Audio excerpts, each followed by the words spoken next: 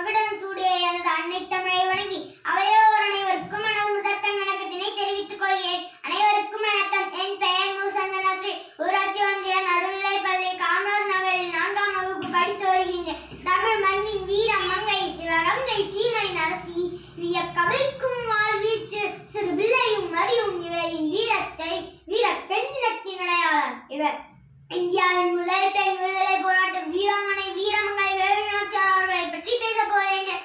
வெள்ளையர்களுக்கு கப்பம் கட்ட மறுத்து அவர்களின் சூழ்ச்சியால் நாட்டையும் கணவனையும் இழந்து தன்னம்பிக்கை தளராமல் போராடி இழந்த மண்ணை மீட்டு இந்திய அளவில் விடுதலை போராட்டத்திற்கு வித்திட்ட முதல் பெண் போராளி வீரமங்கை வேலுநாச்சியார் தான் என்பதை தமிழ் மண் பெருமை கொள்கிறது. ராமநாதபுரம் மன்னர் செல்லமுத்து விஜயரகுநாத சேதுபதிக்கும் ராணி சக்கந்தி முத்தாத்தாளுக்கும் 1730ஆம் ஆண்டு மகளாக பிறந்தவர் வேலுநாச்சியார். இவர் ராமவாரிசு போலவே வளர்க்கப்பட்டார். வாழ்வீச்சு, அம்பு பயிற்சி, சிலம்பம், குதிரையேற்றம் என போர் பயிற்சிகள் அனைத்தும்